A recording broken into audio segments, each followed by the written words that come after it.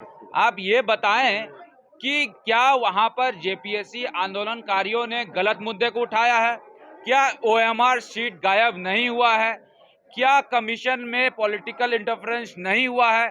जब ये सब सच्चाई है तो इसको डाइवर्ट करने के लिए आप ये कहेंगे कि भारतीय जनता पार्टी स्पॉन्सर्ड ये आंदोलन है, तो ये कहीं ना कहीं गलत है। इसका हम लोग घोर विरोध करते हैं।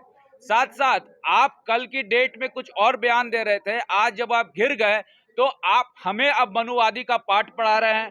मुझे लगता है कि मुद्दे से सरकार भटक गई है। कल आपको याद होगा कि सरकार ने कहा था कि मात्र 25% ही बाहर के लोग हैं, 75% स्थानीय है। लेकिन जेपीएससी का जो कमीशन बैठा है, कमीशन में हर एक लोग बिहार के हैं, बाहरी है। जब कमीशन ही आपका स्थानीय नहीं रहेगा तो आप ये कैसे कह सकते हैं कि बाहरी को हम लोगों ने कम तजुर्बा दिया है, स्थानीय को ज्यादा तजुर्बा दिया है? 25% का आंकड़ा जो मुख्यमंत्री जी ने कोट किया वो मिस कोटेड फिगर है। मैं आपके सामने प्रेस के सामने ये बताना चाहता हूं कि 60% वैसे ही स्थानीयों के लिए रिजर्व रहता है, जो कि ईडब्ल्यूएस होते हैं, ओबीसी होते हैं, एससी होते हैं, एसटी होते हैं। अनरिजर्व्ड कैटेगरी में मान लीजिए कि 25% ओवरऑल आंकड़ा अगर आप ले लेते हैं तो मुझे लगता है कि अनरिजर्व में 50% से ज्यादा बाहरी लोग आ गए हैं। और ये इसलिए हुआ है क्योंकि जेपीएससी का जो नियमावली बना है, जिसमें झारखंड विशेष सब्जेक्ट को आपने मैंडेटरी नहीं किया है, जिसके कारण ये गड़बड़ी हुई है। माननीय मुख्यमंत्री जी को कोई भी आंकड़ा अगर देना है तो रिस्पॉन्सिबिलिटी के साथ दीजिए। और अब प्रेस को भी बताएं कि आप जब 25% आंकड़ा स्थानीय बाहरी का बता रहे हैं तो वो अनरिजर्व कैटेगरी का आप बता रहे हैं या फिर ओवरऑल बता रहे हैं। ये क्लैरिटी माननीय मुख्यमंत्री जी को आपको देना चाहिए।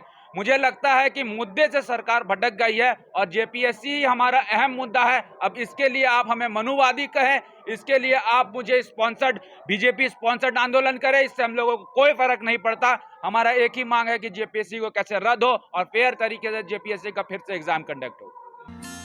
Giridih is a small place, and we have like very less facilities in terms of education and this kind of infrastructure. It came to our mind that basically there should be good opportunities for the students of Giridih, those who are leaving the town and going outside for studies, their higher studies and their education. I wanted my son to start with the coding classes, so I researched it online. I got through all the reviews and everything.